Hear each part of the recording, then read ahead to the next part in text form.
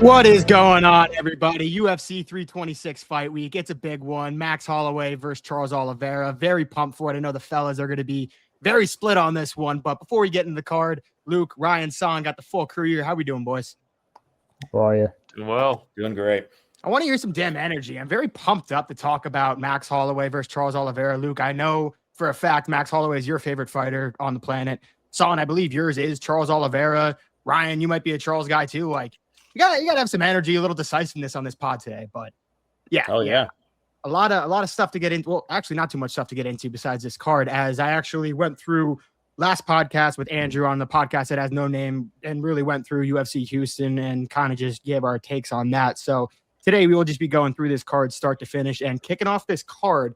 You could probably expect something weird to happen, as it is a Rodolfo Belato fight, and weird things kind of tend to happen when he steps into the octagon. But he'll be taking on UFC debutant and fellow New Jersey guy, Luke Fernandez. Fernandez enters as the minus 235 betting favorite, 6-0, 5 wins by KO. Son, to kick us off, do you see Fernandez extending his winning streak? Yeah, I mean, you started this podcast at the right time. We were actually just talking about that fight right before you hop back in here. I see an upset here. And I see an upset not because I think it's going to be an actual upset. I think this line is messed up. I mean, we were talking about it. This Fernandez guy got like a 15-second knockout in his contenders, Dana White Contender Series bout. And while that's impressive, it's a very good, sign from a guy that, you want to be in the UFC. How much does that really weigh in a real legit UFC fight against a guy that has good experience in the UFC? Fought solid guys like Jimmy Crute, was a guy that has, obviously that fight was also weird, went to draw, but, he is a really good fighter. So going to a draw with him kind of shows a little bit of the level that he's at. So I'm going with Rodolfo Belato here. I like him. I think he is strong. Like he's a very strong fighter in that cage. He's able to take some shots. Obviously, like you said, we can expect some weird shit to happen. And I think, he'll be able to control him on the ground. He definitely has that jiu-jitsu background, and he has a pretty decent finish rate, outside of the UFC, I guess. But still, very, very decent fighter. And I don't know, just a 15-second knockout in Contender Series doesn't give me too much confidence in a fighter, because, it'd be different if you went to war with another guy that's also, a very legit fighter. But, you got a 15-second knockout against a guy that, for all intents and purposes, we don't really know who he is. That can happen in Bellator left and right. And then you come in the UFC and fight a guy like Rodolfo Belato and you get knocked out. So I'm sticking with the safe guy here, and my first underdog pick of the night with Belato. Yeah, Son, we touched on this before the pod just started. I'm swinging the opposite way here. I'm going with Luke Fernandez. Like you said, touch on it does worry me a little bit, especially with the line being priced the way it is at like minus 215, minus 220, going off of a 15-second KO. Not too much ring time or too much octagon time, so to speak. But just looking at some of Belato's recent performances, great Dana White Contender Series win, like we said, and then he fought Io Pretoria, knocked him out. But everyone does that. Io Pretoria wasn't really that great in the UFC. He's been cut now, so you can't really age that win too much. You can't put too much emphasis on that for me.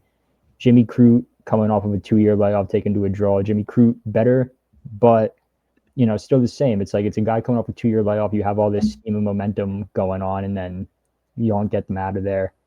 And then the Paul Craig fight. I was really excited for this fight. I thought Belato was going to win this fight. Obviously, Paul Craig hit him with a legal kick, like upshot kick, while to a grounded opponent. One of Belato's knees was on the ground.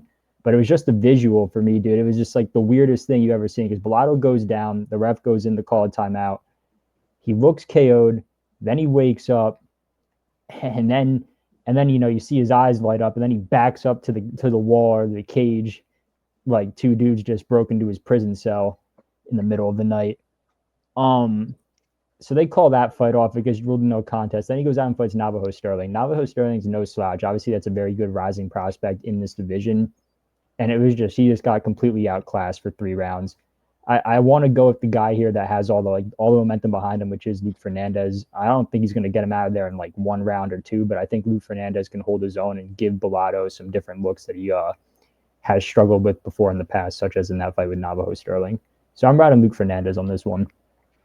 Yeah, Ryan, I'm right there with you. I think you guys really hit on all the aspects on both of these fighters, but I agree, Ryan. I think that leftover taste after that Paul Craig fight for Belato kind of leaves a bad taste in my mouth, and I think that's kind of where the line is coming from as well. And it's hard after contender series, right? A lot of the guys who fight for the first time, they normally have an impressive win in their contender series finale, if you will. But I think Luke Fernandez is the real deal. You know, he's 30 years old, so he's kind of older for a prospect, but he's 6-0 in professional MMA. Good knockout last time. I think he's just a little more technical. I think he'll be able to ride that out to a victory here. Really helps his name's Luke, and it really helps he's from New Jersey, so I'm riding with the Jersey kid. You know what? I got to ride with the Jersey guy too here, and Luke Fernandez being that CFFC champ, local promotion. But I like a lot of the points you made there, Son, especially the fact that like you have that 15-second knockout in Dana White contender series. Well, like although very impressive, how much of that's going to translate over to this fight, and that's the thing. It's hard to really gauge, and he really has fought low-level competition. So I am curious to see how he looks if Rodolfo Belato is able to push him into the second, third rounds. And with him not fighting a can here, very interesting. And Rodolfo Belato, it's not like he's insanely chinny either. I mean, he's only been put away twice in his career, and I believe it was both by Vitor Petrino prior to the UFC. And, you know, Vitor Petrino has some power, although I'm not a fan of Vitor Petrino. But, yeah, I am going to side with Luke Fernandez here, but again, like there are some question marks that I hope he can prove come Saturday, because it'd be nice to have a fun Jersey prospect. And I mean, he is 30, but still prospect as far as mixed martial arts go in this promotion. Now, next up on the main, or not on the main card, next up on the prelims, we have a lower level matchup here as Jung Lee takes on Gaston Bolanos. Lee steps in as a near 3-1 favorite here. Both gentlemen coming in off a loss. Ryan, which do you foresee getting back in the win column here? Yeah, I got Jung Lee going back in the win column here. Pretty impressive UFC debut. You know, a lot of hype right on the guy. Then he goes out and fights Haider Emil and gets put out in the first round. But obviously, if you watch that fight, Haider Emil just came out like a bat out of hell. And to Jung Lee's credit, he didn't fall down. I thought he was going to get flatline KO'd the way he was swinging, but he held his own, started throwing shots back, just ate a little bit too much, and Haider Emil just never stepped off the gas. And then, you know, he got out decisions in his last fight. But when you look at Gaston Bolanos, I just don't see what he does better in any way that Jung Lee does. And for me, I have to go with it. You know, this guy's been knocked out by Marcus McGee. He got styled on by Marcus McGee, which ultimately led Marcus McGee to fighting Petr Yan for that 13th spot. And we all saw how that fight went. So, you know, not much there. Lost his last fight by sub. I think Jung Lee's been able to use that reach advantage, about 4-inch reach advantage, keep it off. He's not going to go to the ground. I think just stylistically, striking-wise, Jung Lee's going to get the edge on this one. Yeah, Ryan, I'm right there with you. I'm also going Lee. I think Bolanos is jumping up a weight class as well.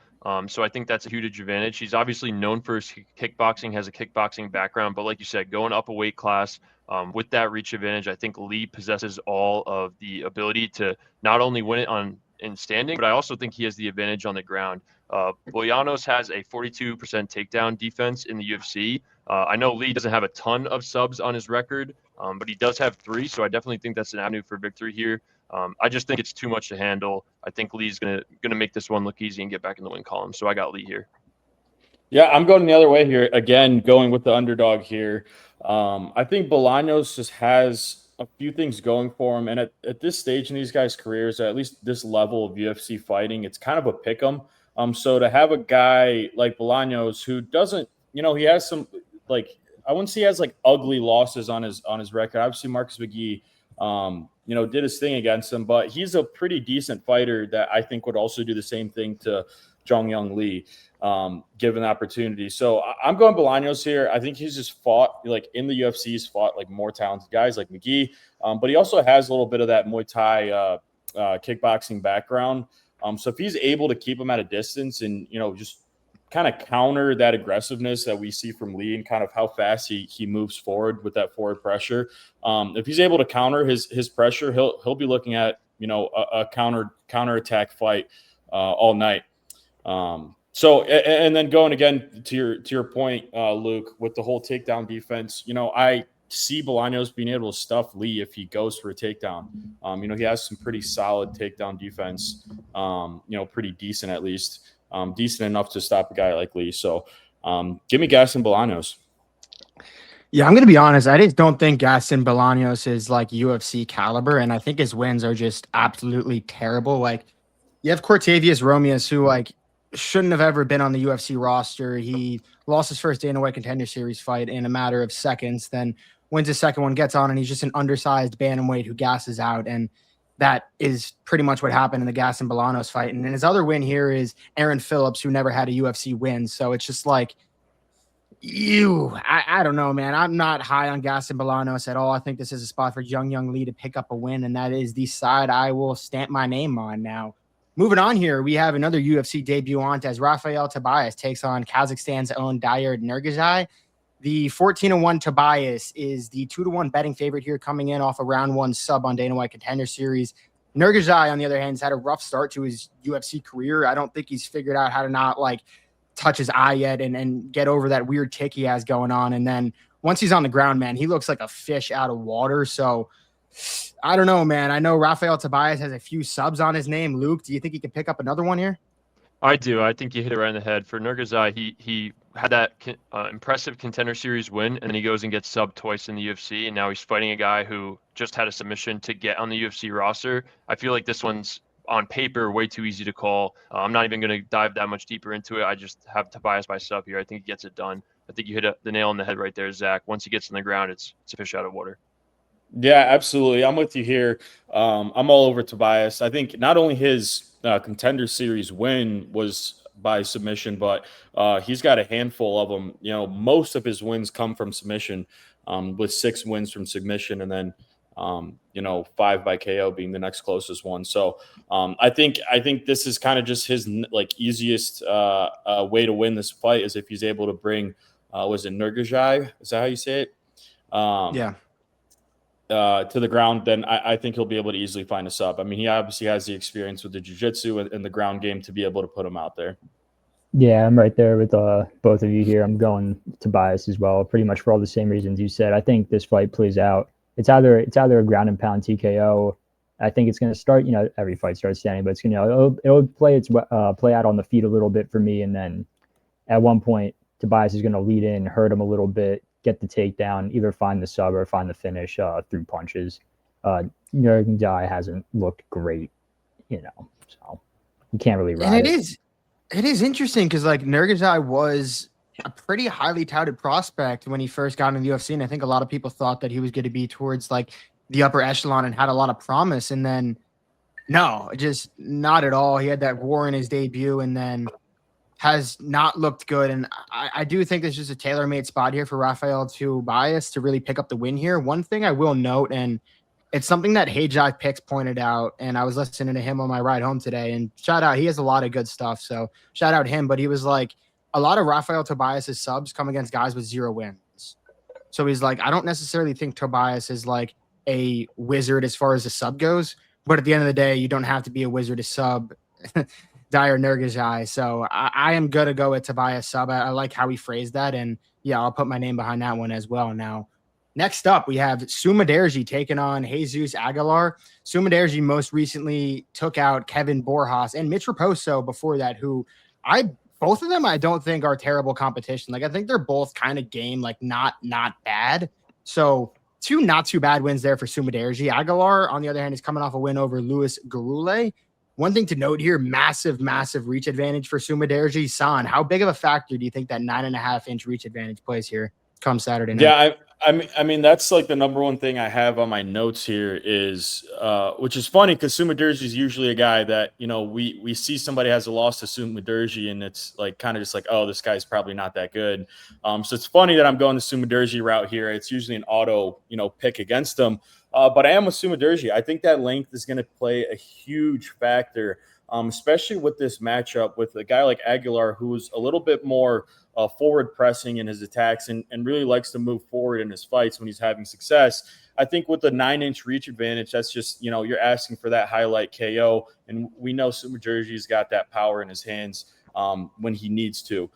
So I think if he can capitalize on just, taking advantage of, that void between them and being able to maintain that distance and just pick his shots and just use as much accuracy over power as possible, he could cruise his way into a very easy decision. But I think in this case, Sumudaerji is kind of in a point in his career where he has to kind of, do something. So it's a good opportunity for him to put somebody out, get another, highlight reel KO, because he's already got a few good ones in his record. So give me Sumudaerji. I think he'll be able to win with a knockout here. I think that reach plays a huge factor in this fight. Yeah, Son, I'm right there with you. One thing to know is Jesus Aguilar, very good on the ground. A lot of wins by sub. One of his most recent fights, he won by sub. A couple more on the UFC, but that 9.5-inch reach advantage, I don't think Jesus Aguilar is a good enough grappler and a wrestler to overcome a 9.5-inch reach advantage. And I mean, Sumudaerji, to his credit, while having 6 losses by sub, has shown pretty good improvement, especially that Mitch Raposo fight. He defended, I want to say 11, 12 takedowns. I was 6 for 19, 6 for 18, something like that in that fight. So for me, I like that improvement. He's able to stuff the takedown, try to keep the fight off the ground as much as possible. Obviously, he knows that's his weakness, and he's doing a lot to improve it. And yeah, I think it just comes down to that 9.5-inch reach advantage. Sumudaerji will play the outside, and he'll just win on points, in my opinion. I think one of those losses you can take away, though, on Sumudaerji's side, it's that Matt Schnell fight. If you watch that, it's an all-time classic. He had Matt Schnell hurt so bad, it ends up going to the ground because the indomitable human spirit of Matt Schnell somehow comes out. He gets the fight to the ground, Sumudaerji reverses it, and then he just gets hit with the triangle. But other than that, outside of that sub factor, I don't see Jesus Aguilar being able to do much, but I also don't see him being able to get this fight to the ground, given how much he's going to have to do and work to close that distance and get a takedown in this fight. So give me Sumudaerji probably by decision, but if those punches add up, Son, like you said, we could see him get him out of there in the later rounds. Yeah, I agree. I do agree with everything you guys said in your breakdown of the fight. I am going Aguilar's way here. I think one, he has very underrated boxing. I don't think people realize that he does have really good boxing. I think this is clear, like you guys said. If Sumudaerji is able to point fight and keep it the distance, he's going to win this fight, coast to a decision. I think Aguilar needs to make this fight ugly. He needs to pressure fight the whole time. Luckily, that perfectly plays into his plan. He's going to have to get into the pocket to land strikes, and I think he will be able to get there over the course of 15 minutes. I just see that in Sumudaerji's history, although, Ryan, you did point out he is getting better, he does struggle with those offensive pressure fighters, the guys who are shooting takedowns constantly. And I think pairing that with the unorthodox boxing style of Aguilar, I think he is going to have success here. And we can't all pick the same guys all the time. So I'm going Aguilar here. I guess I'm glad you did, because I am going Sumudaerji here. So we got a little diversity between the group. Come on. But with Sumudaerji, I do think the reach is going to be a bitch. And also, I touched on it earlier, man, but I really do think those wins, over Kevin Borjas and Mitch Raposo specifically, I think Mitch Raposo is a very, very game fighter. Mitch Raposo took Andre Lima to a split decision, who is an undefeated prospect who I think a lot of people rate very, very highly. So, I think Mitch Raposo's game, Mitch Raposo is a good wrestler as well. So being able to defend off all those takedowns does really kind of speak volume to me here. So yeah, give me Sumudaerji to get the job done. Extend that winning streak to 3, huh? Come on. Now, moving on, we have Cody Durden taking on Naimjargal Tumendemberel. Yeah, that one's always a fucking tongue twister and a half. But Cody Durden, man, I'm surprised. I guess I'm not surprised this guy's still on the UFC roster, because it seems like he'll take any fight that they give him, and he'll take it at any time, short notice. It doesn't really matter what you give Cody Durden, but he's now lost 3 in a row. And every Cody Durden fight, you kind of know, he starts fast, he looks pretty good, ends up slowing down, and usually ends up getting finished. And I don't know if that's going to be the case here. Son, I'll let you kick this one off. Do you see Tumendemberel finding the finish here on Cody Durden? Yeah, I mean, I've said this before. I have this rule of thumb: if I can't pronounce somebody's name, and I feel like I'm pretty okay with pronouncing people's name, but if I can't pronounce somebody's name, it's like a default for me to pick them to win a fight. In this case, though, it's just unfortunate naming of this guy, because I'm not picking him to win. I'm riding with Cody Durden here. I know he's had a very rough stretch of fights recently, but he's been fighting some pretty decent guys. You got Nascimento, who's an okay UFC fighter. Then you got Josh Van. You got our champion right now. Bruno Silva, another decent guy. And Tagiro Bekov, another guy. So all 4 of those guys, he just lost to. But, that's decent competition. And we're talking about Naimjargal, whatever, this Mongolian dude that he's been in the UFC before, gets in, gets clipped. I mean, not even gets clipped. He loses in split decision, and then gets cut, and then wins again, and then comes back in the UFC. So this is like his second debut fight with the UFC. And I just think it's so tough for guys that are in and out of the UFC to kind of find their success again. It's kind of, they test the waters, they fight their way back in. But it's just a little bit like a level above of where they're at, unfortunately. You can only will yourself so high in a promotion like UFC. So give me Cody Durden. I think he's got solid wrestling base. He's a very strong guy too. And I think he'll be able to, ragdoll our Mongolian friend here this weekend. And get himself back in that win column. I mean, he's fought some really legit competition. So I have no doubt that he's a decent fighter. It's just the guys he's been fighting have not been the type of guys that he's going to beat. So yeah, give me Durden. You know what, son? Shout out you. You're putting your nuts on the line today with all these underdog picks, man. This one's a tip. This one's a pick. I'll tip my cap. Another plus money here. Also, well, on the topic of Josh Van Knight, you mentioned him. You guys see that he's opened as the underdog in that fight against Tatsuro Taira, almost a 2-1 underdog. So yeah, man. Very interesting. Very interesting. I mean, he's lost some sketchy fights, dude. I'm happy. Thank you. Anyway, coming back to it, I'm going the opposite of San here again. This might be a running theme for the pod. I don't know, man. But yeah, I'm going with the guy whose name you pronounce and your furniture starts floating in Tumendemberel. I fucked that up. Anyway, to his credit, I know you see that loss in the UFC and then you immediately see him get cut and get bounced back to Road to UFC or whatever, Shanghai episodes 5 and 6. He fought that fight on very short notice. He came in as a replacement. He was in Road to the UFC at first. I think he was in the semifinals. He might have been scheduled to fight in the finals. A guy dropped out. They asked him to take it on short notice.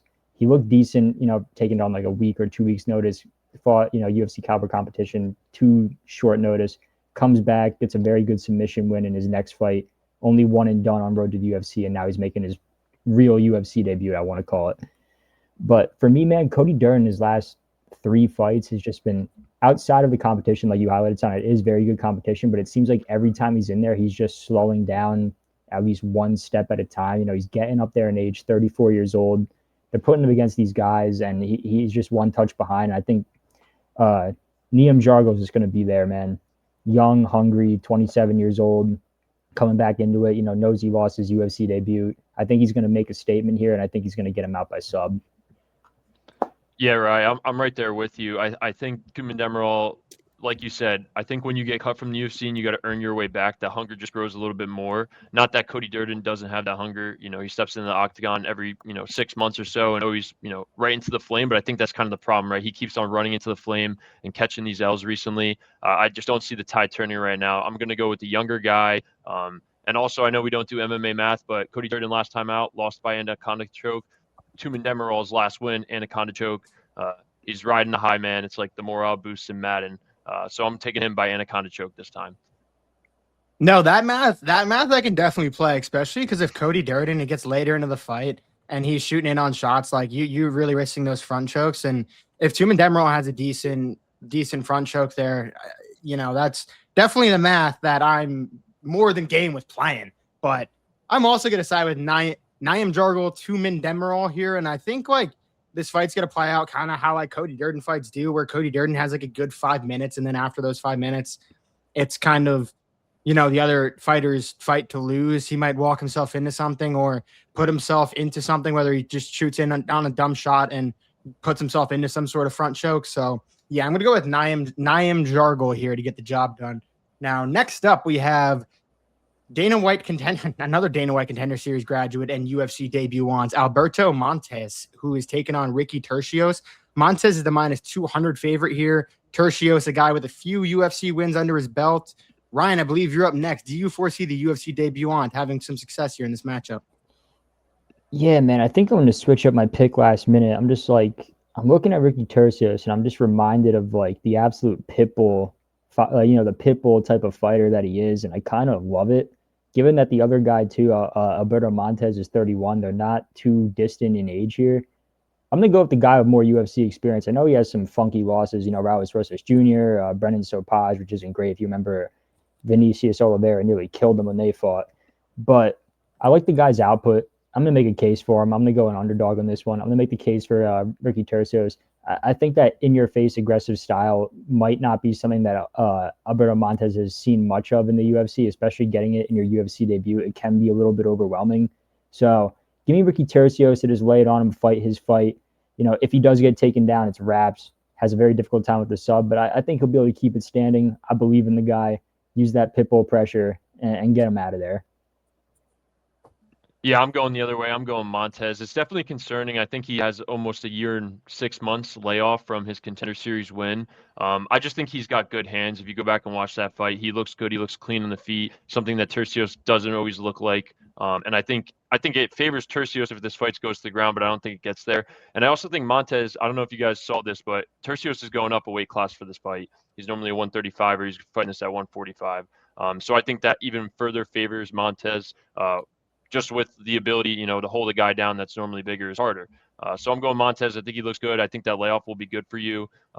Definitely nerves in the first round, but I think he gets it done. I think he wins by decision. Yeah, look, I'm right there with you. I was going to make some pretty similar points. And I think actually taking that little hiatus does play into his advantage because he's relatively newer to the MMA scene.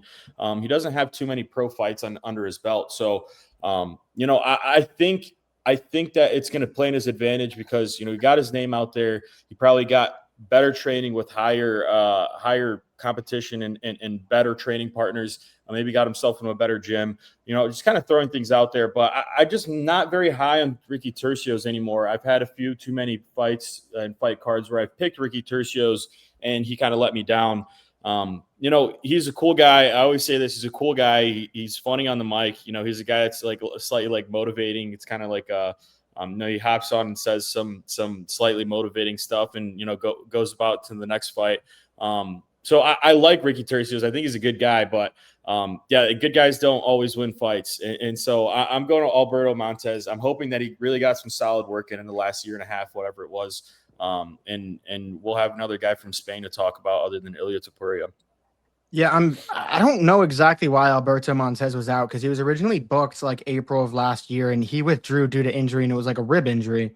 And then he was healthy and I don't think he ever got rebooked. And I don't know if there was ever any reasoning that came out for that. So like I'm very curious on what he's been doing in his time out, especially if like he has been healthy. So that's interesting, but I'm going to be honest. I'm just very anti Ricky Turcios, and I'm not going to pick on the side of him. I don't think I ever will again. So yeah, give me Alberto Montes here, but curious to like know why he was out. I'd imagine we'll find out more on the broadcast, but who the fuck knows now. Moving along, we have our biggest favorite on the card here as Dante Johnson takes on Cody Brundage at a minus 650, and I can kind of understand why. Johnson carries serious power. He's a former college football player. I think he played on the D3 level, but very explosive. Apparently, he's a very, very, very just like freak athlete. And Brundage is chinny. And I don't know if he'll be able to just wrestle fuck Dante Johnson for 3 rounds here because I've never seen Cody Brundage last all 3 rounds in a single UFC fight. Luke, do you see a route to victory here for Brundage?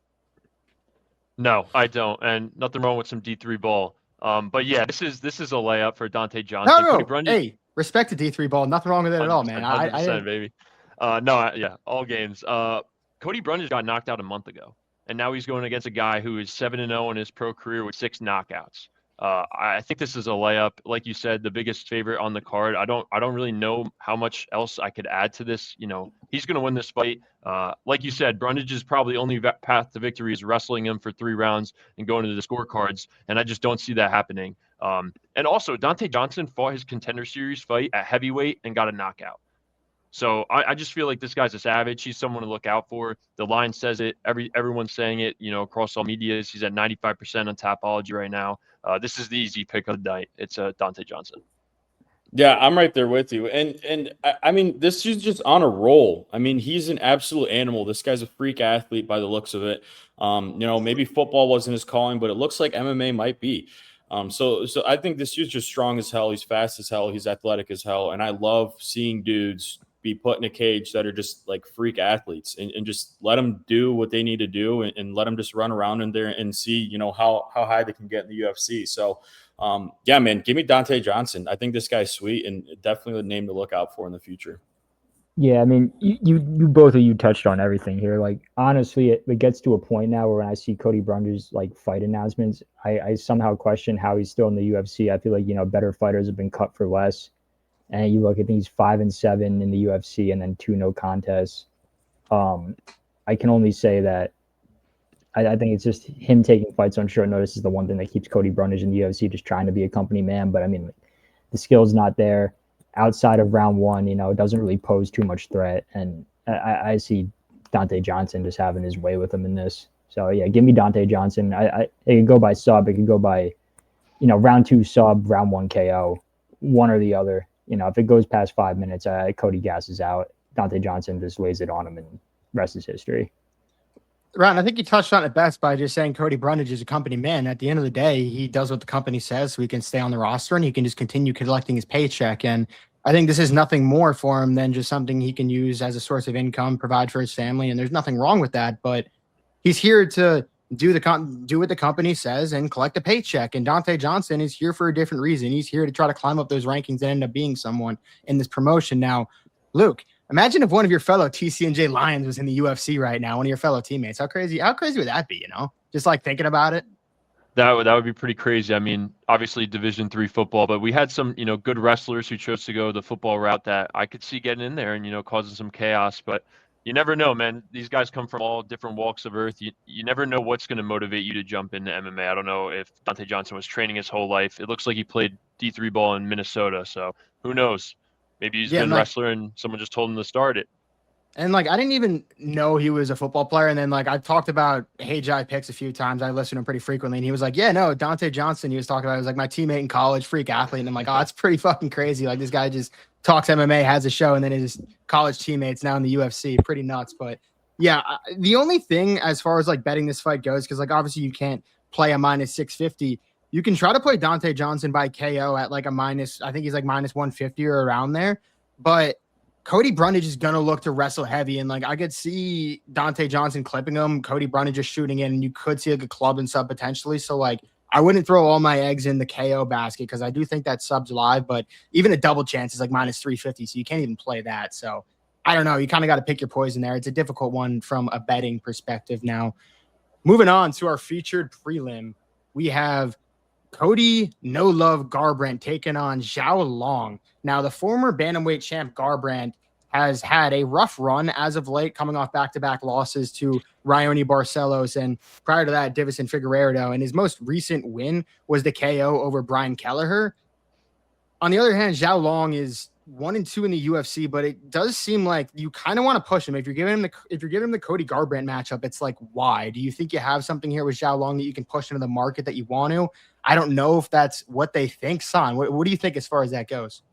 You know, Cody Brundage is the guy that I'm willing to give up on, but this Cody right here is one that I'm not willing to give up on. Give me Cody Garbrandt, dude. I mean, maybe I've been watching too many Cody Garbrandt, edits this weekend or this week, and maybe the really cool edits to old nu metal songs are really getting to me. But I rewatched that Garbrandt and Dom Cruz fight over again this week, and man, like, that guy's still in there somewhere. And we saw him have this little resurgence in his career. Like you can't help but want him to win. So, be an underdog or what, I'm loving this guy's chances. I mean, who the fuck is Zhao Long? Like, I mean, he's obviously decent, but end of the day, road to UFC guy, he's no Cody Garbrandt, man. He's no former champ Cody Garbrandt. And he's only 34, man. Cody Garbrandt's only 34. He had a lot of success very early in his career, and he's been in the UFC for ages now. So this guy's legit, dude. He's always been legit. He's sweet. He's a guy that you can't help but, cheer for when you're watching him, especially being a longtime UFC fan. And yeah, sure, not his best last 2 years, but, back in 2023, he has had his little resurgence, his little, refound his passion for the game. And I'm willing to bet on that this weekend. So give me No Love Garbrandt, man. Yeah, son, fuck, I'm right there with you, dude. It's the same way for me. It's like the edits just, put a tear in my eye. They also, it's like a psyop. They just get me to, I don't think I've ever picked against Cody Garbrandt since the time we started doing this pod. And I don't think I'm going to stop until he gets cut from the UFC. But it's like, it was so long ago, but at the same time, like beating a prime Dominic Cruz in the style that he did it, like you know that like deep down somewhere, like that can be replicated, whether it's 34, he has the ability. And when you fight a guy, it's just coming off a road to UFC, and we know the track record that these guys have in the UFC. Just about none of them have panned out so far. Ju Sang Yu, and they might do something spectacular in their first fight. Ju Sang Yu, for example, knocks out Jeka Sergi in the first 35 seconds of his fight, and then goes out and gets put away in his next fight to someone you've never heard of. So, given the track record of road to UFC, it's like, you're going to get Cody Garbrandt at a premium here just because of those last 2 losses, in the downstream he's had since he's won the belt or since he's lost the belt. Give me Cody Garbrandt as an underdog. I'll take it every day. 100% right there with you guys. Obviously, Long, he's the kind of guy that when he's fighting pressure fighter, he's going to, absorb 3 strikes to land 1. When you get in an octagon with a guy like Cody Garbrandt, who even at the ripe age of 34 still is a precision striker. He could evade strikes really well, like you saw in that Dom Cruz fight. I also rewatched that this week because it's just a banger. Every time that pops up, I'm watching it. But he still has that precision ability. He still has the ability, like he did that one walk-off knockout at the bell. He has that ability at any point to time up a perfect strike and finish the fight. I think this is a huge step down in competition from what he's recently seen, and I think he walks away with his hand raised on Saturday. So looking forward to it. I think the whole MMA world is looking forward to him getting his hand raised again. Now, I think we as a collective group here have a problem with certain fighters where we always ride with them and we lose. And it's like, it's going to happen and you feel it and you're like, fuck it. I don't fucking care. I'm still going to do it. And I am going to do it. But before I completely dive into it, let me just say, I understand why Cody Garbrandt is the underdog here, because Cody Garbrandt as a favorite in 2026 just sounds absolutely wild if you really think about it. Because his most recent wins that we're going to talk about, you have the Brian Kelleher win, and then you have Trevin Jones, and those date back 2023, right? Both those guys, they're bad. They're bad, and there's no way Cody Garbrandt can look better now than he did back then. Prior to that, his last win was in 2020, so it's like it's a slippery slope with Cody Garbrandt, and it always seems like he can look good round 1, Davison Figueiredo. And then, that's a tough matchup as far as the grappling goes. And that was exploited round 2. So I can't put too much stake into there. It's not like you're going to come out here and Xiao Long is going to do what Davison Figueiredo did to Cody Garbrandt. Do not see that happening. And then his last fight, man, at the end of the day, Raoni Barcelos is very game. We saw what he did to Peyton Talbot, very solid fighter. So I don't discredit that loss, and that's why I'm able to convince myself to pick no love Cody Garbrandt here. I don't think Xiao Long's a great fighter, but if anything, if history repeats itself, which it does, it tells me that Cody Garbrandt is probably going to lose this fight. But fuck that, man. I'm going to ride with no love. But fuck, if he loses this one, boys, he might lay him down. He might lay him down if he loses this one. Got to put the dog down sometimes. Absolutely. We just had a King Green KO in the big 2-6. Yeah, you're not wrong, man. You're not wrong. Fucking the old dogs are up in 2026. The year of the old dogs. So we got Uncle Michael Johnson on this card too. So you never know. He's never beaten the allegations if he wins this one. I'll tell you that much. We'll get there. We'll get there. Yeah, we will get there. Now, moving on and kicking off our main card here, we have a rematch scheduled between Gregory RoboCop Rodriguez and Bruno the Hulk Ferreira. And this initial matchup took place back in 2023, the beginning of 2023, where Bruno Ferreira stepped in for Brad Tavares and just caught RoboCop with a check left hook, and he put him out. And by out.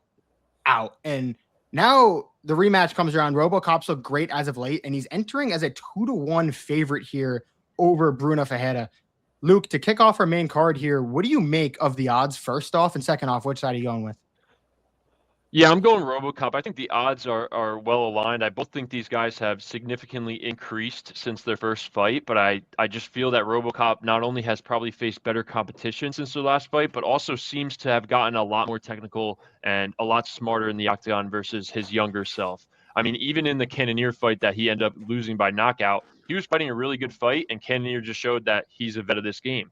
But I really think the Kopylov fight is what puts it over for me for RoboCop here. I thought Kopylov, in terms of technical striking, was going to have the very clear advantage, and I felt like RoboCop really minimized that advantage in that fight. I think this fight stays standing, and I do think someone gets knocked out because both these guys possess a huge amount of power. But I just think RoboCop has increased his ability a little bit more than Bruno has. But on the other side, Bruno had a really good last fight out against Vettori. He looked really good. I think most of us were on him on that fight.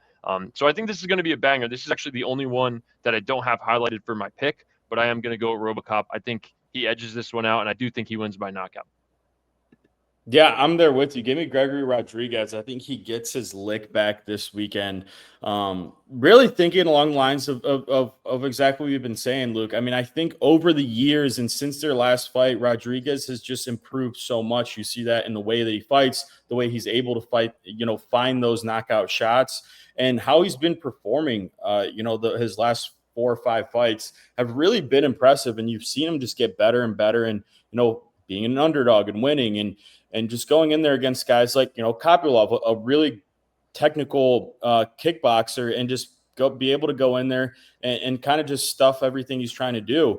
And speaking of stuffing, I think Gregory Rodriguez is in a very good spot to be able to stuff any Bruno Ferreira potential takedowns here. I think he's a solid wrestler, and he's obviously a very strong guy. I think obviously we'll see what happens this weekend, but I think he'll be able to keep the fight standing, which is where he has that, length and power advantage, which he'll be able to use. I think, Bruno Ferreira's had a good year. He had a good year last year. He went, I think, undefeated. He went 3-0.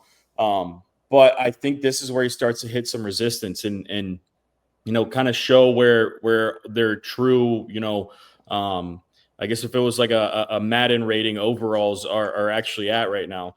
I think Rodriguez just ranks a little bit higher, and we're going to see that this weekend. So give me RoboCop, man. I'm really hoping for a good knockout, and I think that's the direction we're heading. Yo, shout out you, son. You're having a good podcast today, man. Nice analogy. I'm liking what you're doing right now, man. Thanks, dude. The beers are flowing. I was gonna say, I really thought I was gonna be on an island taking RoboCop, but I'm happy both of you are on my side as well. You spoke to great, like most of my points there, same as yours. I will say, level of competition after he got knocked out by Bruno Ferreira, it's completely different, right? So you have Bruno Ferreira, his last 3 wins were Jackson McVeigh making his UFC debut, Armand Petrosian, who was kind of on his way out, and then his most recent win against Marvin Vettori, who's also kind of just making his way out of the UFC. And then you compare that to Gregory Rodriguez. You have Christian Leroy Duncan, Brad Tavares. He ended up getting his lick back, got that fight scheduled, and ended up beating him, KOing him in round 3. Jack Hermanson. Very rarely do people put Jack Hermanson out. He might have even been the first one to do it, but flatline KO'd him. And then Roman Kopylov, Luke, like you touched on, you would have thought that RoboCop would have the disadvantage in the striking there, but he held his own, and his fought his way to a decision. The other thing for me is I kind of just think that when you get a call on short notice, especially when you're RoboCop climbing the rankings, making a name for yourself, I almost think he just didn't respect Bruno Ferreira enough, and that's why he ended up getting caught and getting put out in that first fight.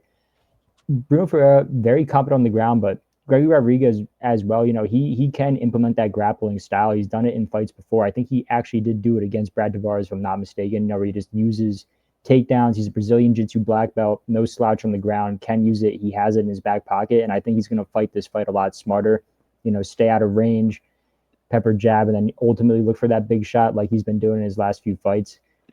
Give me RoboCop. It is surprising to see that he's such a heavy favorite in this, but I do think the lines are somewhat correct here. I wouldn't want to call Bruno Ferreira's first win a fluke, but I just think Gregory Rodriguez came in a little bit too overconfident in that first fight and paid the price for it. And it's so strange with the lines and what they're set at, just given you'd almost think that Bruno Ferreira's had a down stretch or a down slide since he fought RoboCop, given how these lines are, but he really hasn't. He's looked very good as of late. Now, I do agree a lot with what you said there, Ryan, especially with how Bruno Ferreira stepped in. He made his UFC debut there on short notice, and it kind of seemed like RoboCop threw caution to the wind a little bit and ended up eating that check hook. And Bruno Ferreira definitely could put him out again. RoboCop cuts a lot of weight. He's a fucking massive dude at this weight class. And when you cut a lot of weight, like that opportunity or that chance that you can get put out cold is completely there. And Bruno Ferreira has the power to do that to about anyone. So like, yes, that possibility is there, but I think RoboCop is just all around better than Bruno Ferreira about everywhere. So I do think this is a good spot for RoboCop to get back, or not back in the win column, but to extend on his winning streak here and just keep on climbing and building. Now, moving on, we have a pick'em essentially here between Drew Dober and Michael Johnson. Drew Dober most recently picked up a win against Kyle Prepolek, which really was not a pretty win by any means. It was 1-1 going into the third, and to get the job done, he had to hit Prepolek in the nuts and then was able to find the KO after. And Prepolek's not a guy who I rank highly, so I'm not 100% sure where Drew Dober's at. On the flip side of that, Michael Johnson, I believe his most recent win was actually over Daniel Zellhuber. So again, not how much really weight does too that sure. hold? Yeah, how much weight does that hold? Like Bobby Green just put on an absolute clinic against Daniel Zellhuber. So I don't know, but both men are riding a winning streak, which, and Brian, I actually skipped over you now that I think about it. I went from Son to Luke, so I'll let you kick this one off. Which of these two gentlemen do you see continuing on their winning streak here? Yeah, man, I'm still up in the air actually when you tell me, right? So while Michael Johnson's riding a 3-fight high here, one's the Daniel Zellhuber, the other one's the Oman Zaitar, who is now cut from the UFC. You know, he went winless in the UFC, making 3-fight appearances and losing all 3. And then same thing with Darius Flowers. Made his UFC debut, lost 3 in a row, one of them being the Michael Johnson, now cut from the UFC. So you can't really hold those wins in high regard.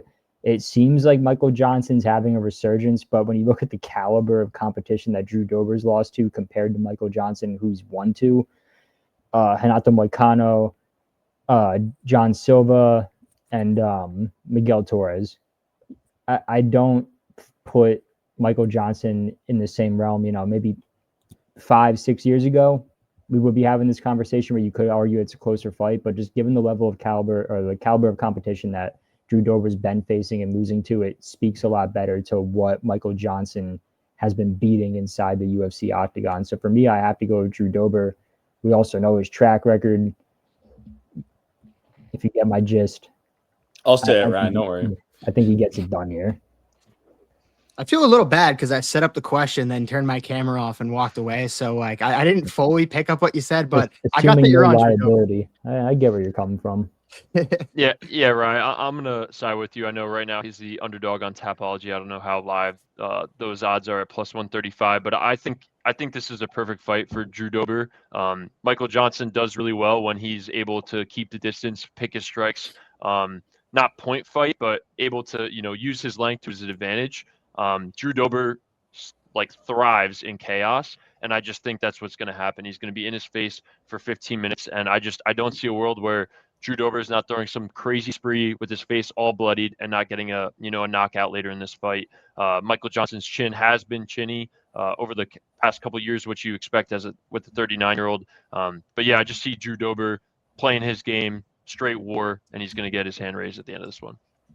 Yeah, I mean, it seems like we're beating around the bush a little bit. Obviously, if you're looking at it like straight on, Michael Johnson's had the more impressive, year and a half, 2 years maybe, as opposed to Drew Dober. And as far as, the wins and loss column go, but you put Drew Dober in front of a black guy, I'm taking Drew Dober 10 times out of 10. I don't care if it's, fucking John Jones and Gable Stevenson at the same time. Drew Dober is just winning. That's what the statistics have told us. That's what his entire career has told us. And, I think this is the UFC's way to kind of sick the dogs on Michael Johnson, because he's kind of been throwing a wrench in, these fighters that are expected to win. He's won a decent amount of underdog fights over the last year. So, I think if we're talking, kryptonite, and how they're going to put this dog down on Michael Johnson, who at 39 just can't lose, they're going to sick Drew Dober on him. So give me Drew Dober. I think he's going to fucking just go in there and fuck him up. And I don't know how, but he's just going to do it because that's what he does. And that's what he's going to do. And I just, if Drew Dober loses his fight, I think we're talking about a serious Michael Johnson title shot here, because this guy's invincible. And that's how bad this juju is. So give me Drew Dober, man. A strong-handed bet on Drew Dober this weekend. Yeah, so Luke, I know you were talking about the lines a little bit. Michael Johnson actually opened. I don't know if it was quite as wide as this, but it was like around like a minus 150, I believe, 155, and that's been steadily shrinking since. And now it's about towards a pick 'em. Like live odds on FanDuel right now, you have Drew Dober minus 106, Michael Johnson minus 120. So like odds are shrinking. And as far as my pick on this fight goes, I'm going to be on an island here. Well, Son, I do think you have a very good point given Drew Dober's track record. Here is a couple of things that I don't think, or a couple of reasons why I don't think he fares too well in this matchup. First reason being, like, Luke, you touched on Michael Johnson not being too durable. Drew Dober's not too durable either. And that's been a real problem of his recently. And I think that fight against Kyle Prepolek was like a little bit of test if he has any durability left, given like the guys who did put Drew Dober out prior, like it's guys like Jean Silva. So like, yeah, understood why he puts him out. But that fight against Prepolek did not look good at all either until he hit him in the nuts and found that finish there in the third round. But outside of the point there, also Drew Dober, he likes to move forward like you touched on, Luke. I don't think that's going to bode well here when he's fighting Michael Johnson. He just throws more volume, especially when Drew Dober doesn't wear damage well. And if he gets hit early round one, like that damage is only going to accumulate throughout the fight. Like Drew Dober, when he gets cut, like I could see him being an absolute bloody mess come round two. And like, even if he might be like outstriking Michael Johnson, which I don't think he will, because I think Johnson has a little bit of a higher output, I think he'll just wear it worse than Michael Johnson does. So like for those reasons being, I am going to go with Michael Johnson. And I do think Michael Johnson gets Drew Dober out of there at some point during this fight. But if Drew Dober is able to just overwhelm Michael Johnson, like I could see him putting away Michael Johnson as well. So like this fight to end by knockout, I like a lot as well, but it's like a matter of if Drew Dober's attacks can really overwhelm Michael Johnson. So very interesting matchup here, but I favor the old vet man, but if Michael Johnson wins this weekend, I mean, seriously, what's next for him? Like, you know, like you beat Drew Dober, who, you know, obviously isn't, you know, the best fighter on the roster, but, you know, at this point, it's like you're 39. Like, what do you do? Like, what do you do with this guy? Like, who's he fighting? Are we talking about rankings here? Like, I think you almost have to, right? He's riding a 40-year-old guy. Like it's a 4-fight win streak speaks for itself, and obviously not the greatest level of competition as I touched on, but 4-fight win streak nonetheless. I think you have to start looking towards the rankings. And I think Michael Johnson holds a name and enough value to talk the UFC into giving him like a top 12 to 15 guy in that weight class. But here's the other thing on it, though. It's like Michael Johnson at 39 years old, lightweight's like the deepest division, just like considering all things considered, not talking about like the most title challengers, like guys ready there, which they might. No, they're not. They're not. Like you have divisions like 170, 185, where you have guys that are kind of just like bunch up toward, not even 185 as much anymore, really 170, where they're just bunched up towards the top. But just talking about like the top 15 and the talent they have there, and even the top 20, top 25, like there's so much talent. And if you're Michael Johnson at 39 years old, like how much are you really thinking about the rankings as much as like, let me try to win some fights and like pick up some more paychecks and some more win bonuses before I get on out of here and really like try to set up my family, you know? Like I wonder where his motivations are as far as where he wants to go in the fight game at this point. No, absolutely. I agree with you, Zach. But my thing is this, right? I think the UFC will use him to kind of fraud, maybe potentially fraud check someone in that like 10 to 15 range. Because like at the end of the day, it's like when you're Michael Johnson, I don't really think you have a say in who you fight.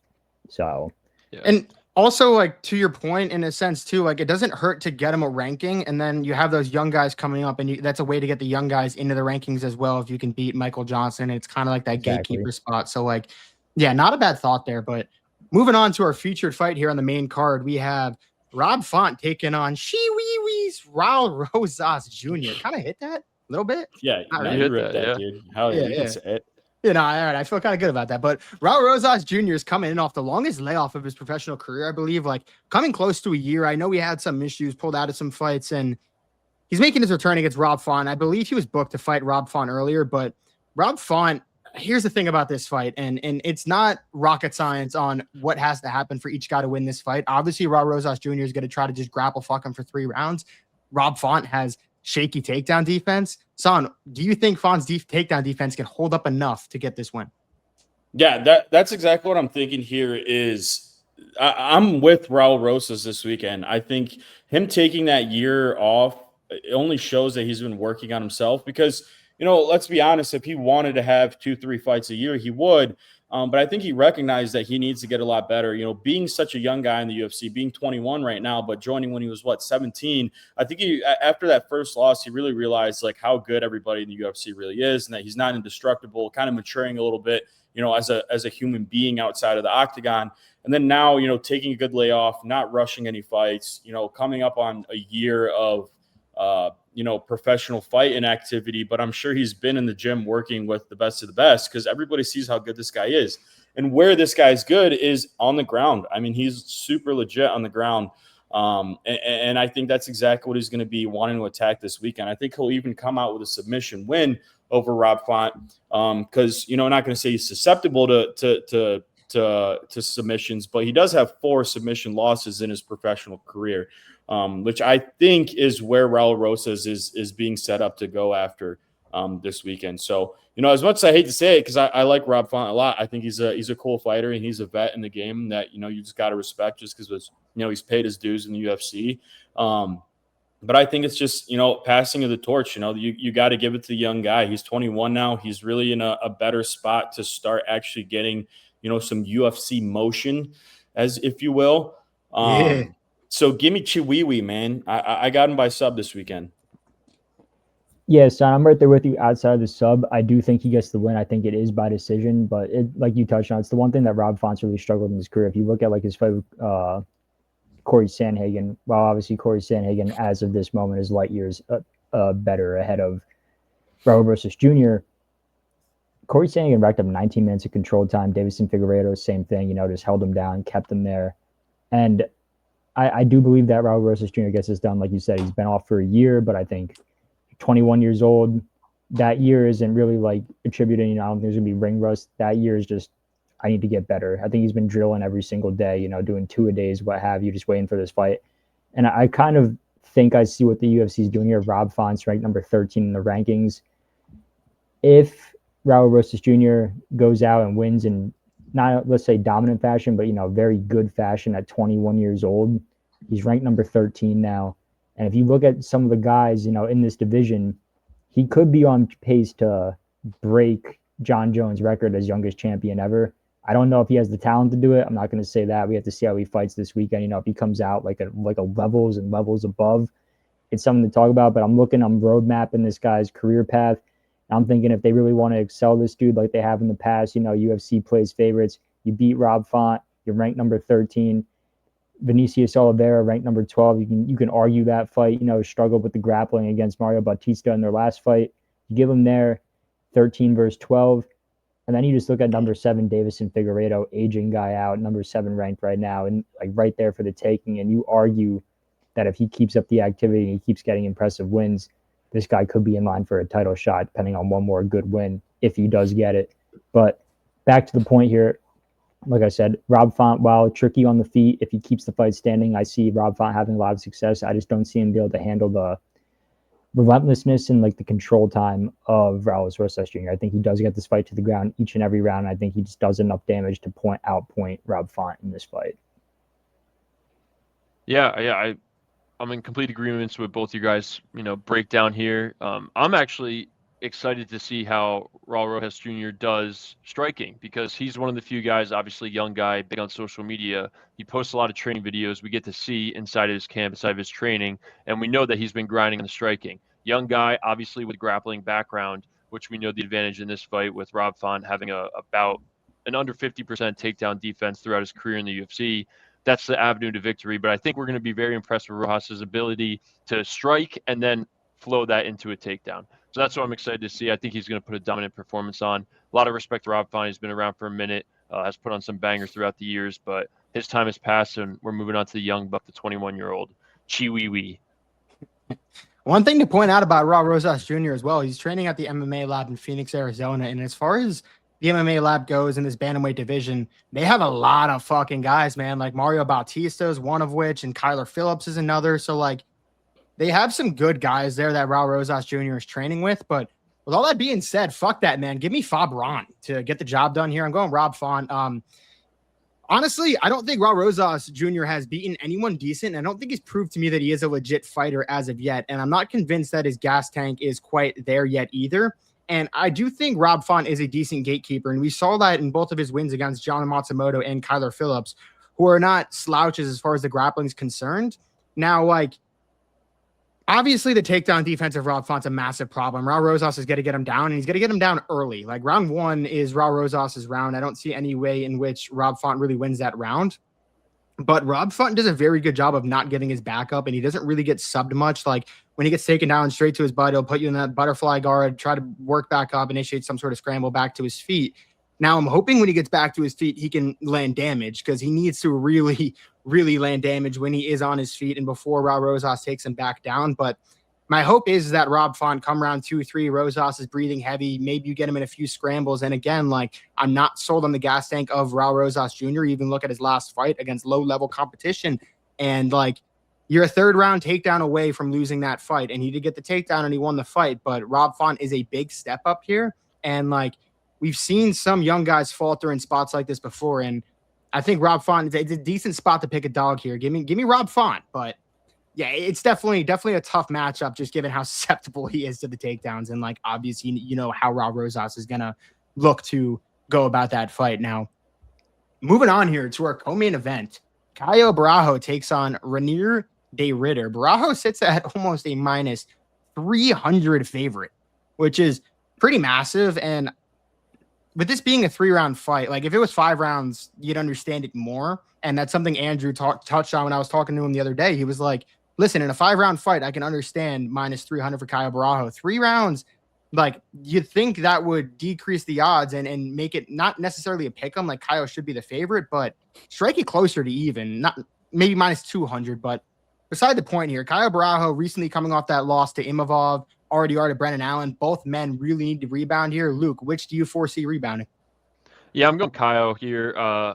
I just think he's better overall, man. I think he's got great grappling. I think, you know, what makes RDR so good, especially in this division, is his ability to make fights dirty. We know how he is in the clinch, you know, the elbows in the clinch, knees up the middle, the trips. He's great. But Caio Borralho is great as well. I mean, he probably fought the best kickboxer in the division last fight out. Didn't stylistically match up in his favor. I think this one stylistically matches up in his favor very well. I think he has the ability to get this on the ground and be the better guy in the grappling department, as well as in the stand-up, the normal stand-up without the clinches. I think he has the advantage in the striking. And like you said, I think Caio Borralho is a little more keen to the ability that he still has at competing for a title. I mean, he's 1 or 2 wins away. He rode that long win streak before. I think he knows that he's this close to being back in the conversation, and I don't think he's taking this fight lightly at all. And you flip the other side with RDR. We were talking about him potentially fighting for the bite before the Brennan Allen fight, and he quits on the stool in the 4th round. It's a TKO by retirement or whatever you want to grade it as. And I think when you just look at those 2 finishes in the last 2 fights, I have to favor Caio here. I think the fighting nerds will get him ready. I know that Jim's kind of been a little iffy since we've been so high on it. Maybe we're bad luck, but I see him getting back in the win column, and I think we're talking about him potentially being, you know, one of the guys to look forward to potentially fighting for the belt. Yeah, man, I'm all over Caio here. I think it just goes back to that story. I think I've said this to every single fighting nerd that has come back from a loss. You know, all of them, all the main guys have been able to pick up a win after their loss, and I think it kind of really works in their favor to pick up a loss at the highest level, like up in those rankings in the top 10s, more than anybody else, especially with the type of gym they're in and the fact that they have, you know, literal statisticians like math wizards sitting there and analyzing the numbers of your fight, as well as having the technical and really legit striking and grappling coaches and people around you the whole time. So a guy like Caio losing to what looked like his kryptonite, a very high output, high power kickboxer in Imavov, in his last fight, I think it kind of just like it made him stronger, if anything. I think they've 100% been training exactly where he lost in his last fight. And then you look at RDR, you know, the guy that he's fighting this weekend, not the most technically gifted striker, a very decent, very good grappler. But I think those are 2 places where Caio definitely could have an advantage, given his power and given his speed. In that cage this weekend against RDR. Obviously, RDR has that really good and very legit grappling background, but, you know, against a guy like Caio, who is also extremely well-rounded. He'll be able to, you know, keep the distance on the feet. And then if he goes to that takedown, he'll be in a very not great position. You know, you put that head down or you're asking for a guillotine. You know, you get down on the ground, you're asking for a scramble where you could get yourself into a sticky situation. So just a lot more paths to victory for Caio here. And he's just sharper in general. You know, I would have hated to see what Imavov would have done to RDR, or, you know, even Fluffy, what Fluffy would have done to RDR in their fight, even though, you know, we kind of saw what happened to Fluffy against Sean Strickland. But, you know, beside the point, I think Caio's just in the best position to win here. And I think his gym is absolutely backing him up, and they kind of patched the holes that they had on the Caio Borralho ship. So give me Caio, man. I think he wins very convincingly this weekend. Yeah, I'm right there with you, boys. Not to speak badly on RDR. He's a very tricky guy to figure out, but if you have a tricky opponent, the fight camp you want is a fighting nerds camp. And, you know, like San touched on, they have the statisticians, they have everything, you know, they game plan very well. Obviously, Nasruddin Imavov, he's one of, you know, potentially the best middleweight on the planet. That he has to fight Khamzat Chimaev to prove that, but he's ranked number 1 for a reason, and I don't think there's any shame in losing to Nasruddin Imavov on Caio Borralho's part. The only thing that does worry me is, one, Reinier de Ridder standing, it's like very hard guy to figure out in the feet, very tricky. He throws those like wonky knees up the middle, you know, that really do some damage just because of how big and how much size he carries. And the other thing, he's no slouch on the ground. You know, you saw what he did to Bo Nickel, you know, he can reverse, has decent grappling. But I think, like you touched on, Son, I think that the camp of Caio Borralho is going to be put in place here to get him a win. And I think he has all the skills, tools, and abilities to get that win done. I don't see him getting a finish here, but I do see Caio sneaking out a decision. I just realized that I skipped over you again, Ryan. So like you'll kick off our main event here. I'm getting out of cycle, but before I get into like my prediction here, I got a question for you guys, because we talk about Murad Dvalishvili's activity and how that might have played a factor in his loss to Petr Yan. Reinier de Ridder cuts a lot of weight, and he did that 5 times within a calendar year, 6 times within, I believe, 15 months. How much do you think that played a factor in Reinier de Ridder's recent performance against Brendan Allen? Because he looked good in the first round of that fight, and then it seems like like some sort of injury that could have come from the weight cut. Like, San, do you think that played much of a factor in that last fight for RDR? I don't know, man. RDR is just a weird guy to figure out in general. Like, you don't know. He's kind of like you kind of know what you're going to get in the octagon, but he's so weird. Like, he's a guy that you can't figure out, like, how he fights and what's normal for him, because he's so different from what the normal is. You know, his striking's very unorthodox. His grappling kind of comes out of nowhere. So you can't really, like, tell where his, like, fitness is, where his health is, because it's just, like, you don't know what to look for. So I guess I can't really give you a straight answer on that, but you know, that Brendan Allen fight was kind of like it was a big blemish, I'd say, on what he's able to build for himself going into the UFC. And, you know, maybe you have a point there, you know, maybe it did have an effect, but, yeah, I don't know. I think we're far past, you know, the point of that Brendan Allen fight at this point, you know, or far enough to where, you know, he could have recovered from anything going on behind the scenes. But yeah, I don't know. Whatever the case is, you know, I think Caio's going to be in a really good position this weekend to put him out, whether or on the ground. Yeah, and now I do think Reinier de Ridder is recovered, because he did put something out talking about, like, after that fight with Brendan Allen, he's like, I don't want to say what was going on because I know it'll take a fight with me. And, like, you never fully, like, when fighters put stuff out like that, like, you kind of have to take it with a grain of salt, of course.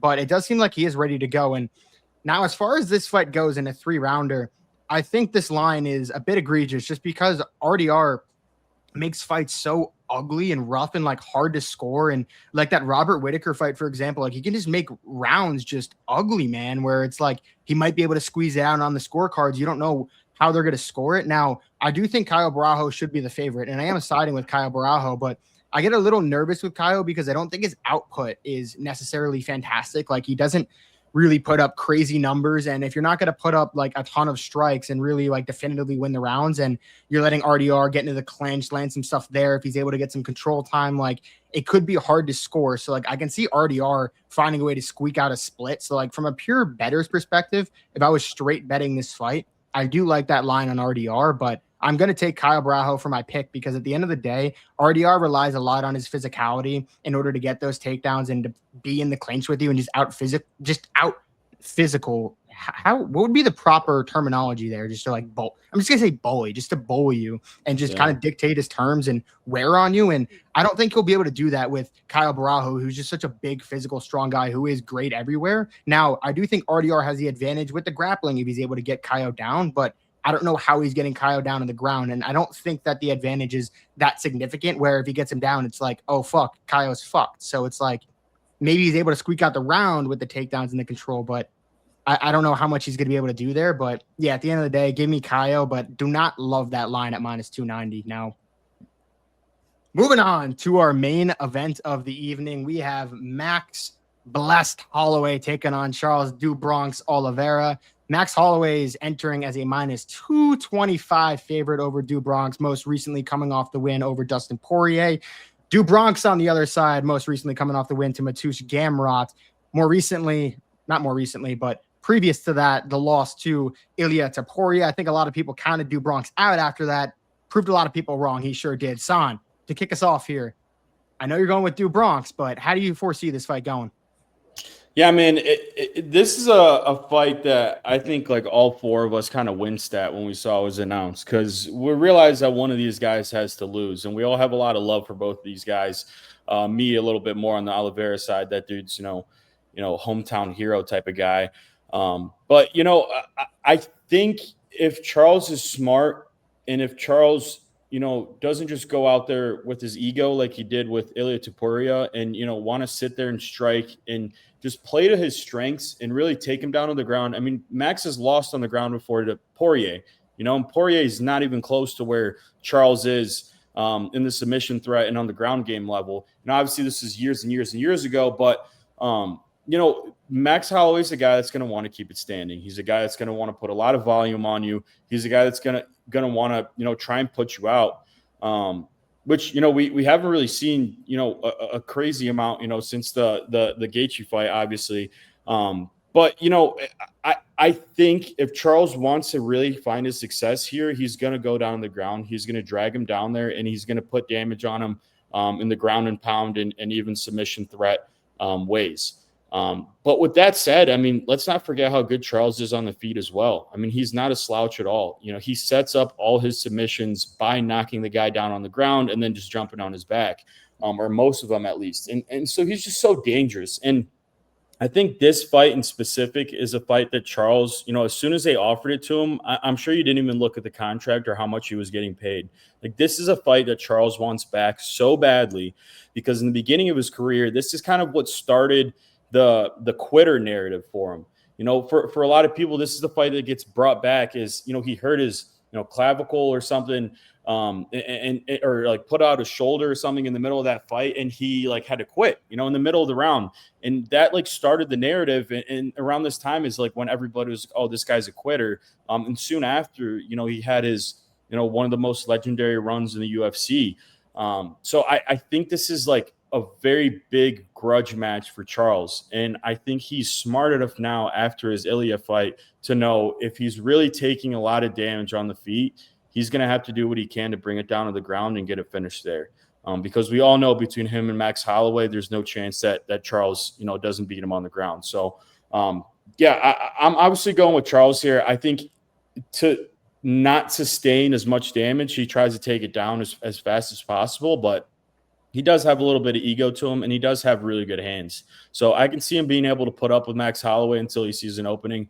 But ultimately, I think it's going to end up being a submission win by Oliveira because it's very tough to take out Max on the feet.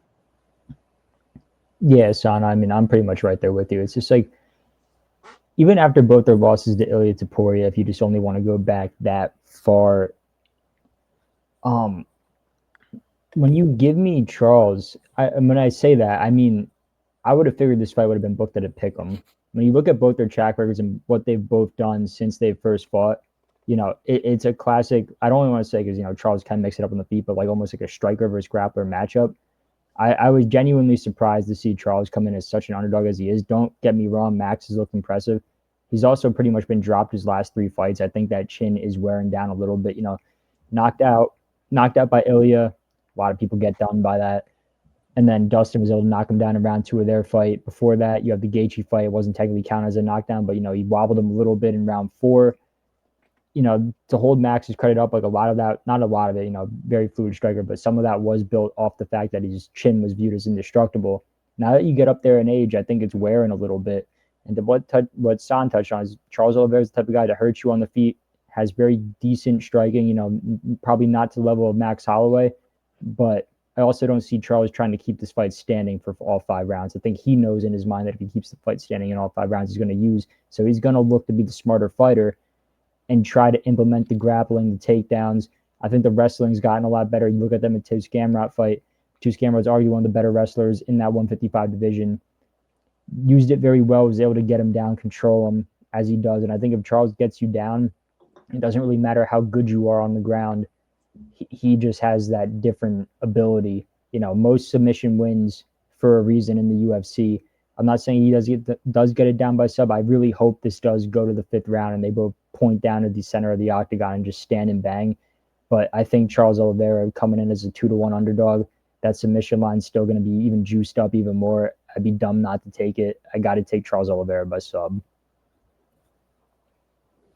Yeah, I feel like this is kind of, this is a flashback to when the Max Dustin fight happened for me, because both of those guys were, fan favorites, 2 of my favorite guys. Really the one fight, the first interim fight that they had at lightweight when I think Khabib was suspended, was what really got me like fully bought into the UFC late in my high school into early college career when I started watching, every weekend.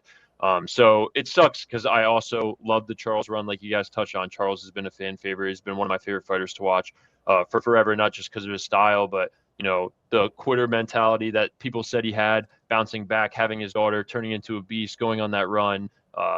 It's just been amazing to watch. And I think this fight, as a UFC fan, is awesome, but it also sucks at the same time. Like you said, son, someone has to lose this fight.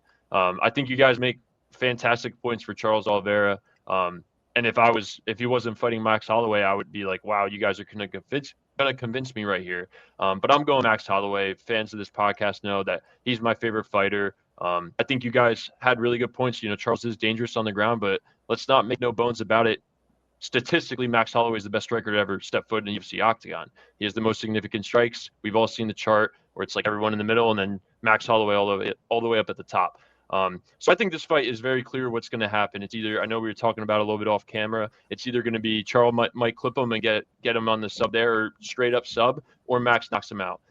As much as I would love to see it go to the 5th with 10 seconds left and the finger be pointed down, I think that is the most unlikely case for this fight. I do agree, son. I think it's a little bit of a grudge match. I think Charles has something to win, and I think Max is on his way back to fighting for that title against Ilya. I think you very much consider this fight a title eliminator, even though it's for the BMF belt.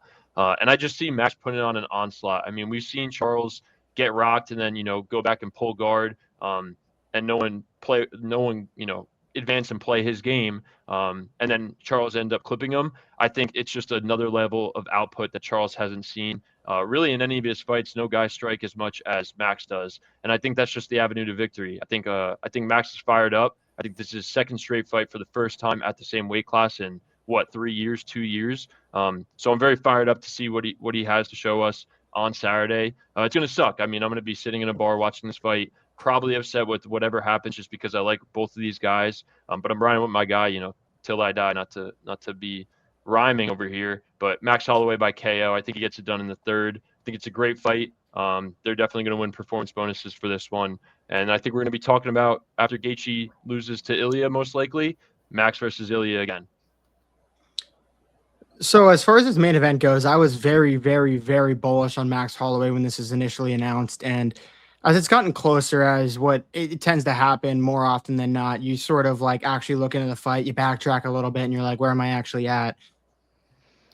Max Holloway hasn't fought anyone quite like Charles Oliveira. And you know what? At the end of the day, it's a stupid statement because there's no one like Charles Oliveira. He's really a one of one in the way in which he fights. But just as far as like the submission specialist goes and someone who's going to constantly threaten that submission, like Max Holloway's had, you can count on one hand and split the fingers in half on that hand how many submissions have been attempted on him in his UFC career. Now, how much of that is to the credit of Max Holloway and his ability to maintain distance, his ability to just constantly throw pressure, and his ability to counter wrestle?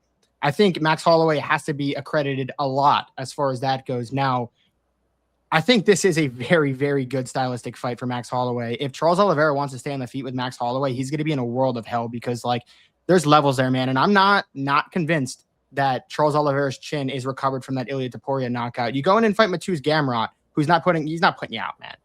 He's not putting you out. Mateusz Gamrot has pillow hands. Like, I understand he rocked fucking Dan Hooker, but like that loss has aged poorly as well. Like, Dan Hooker's looked bad after that as well. And if you really look at Charles Oliveira's recent wins, like, I don't think any of them are impressive. Like, it's been years since he's had a win that's impressed me. And Max Holloway is a motherfucker at 155, and he's put on 2 absolute clinics at that weight class recently.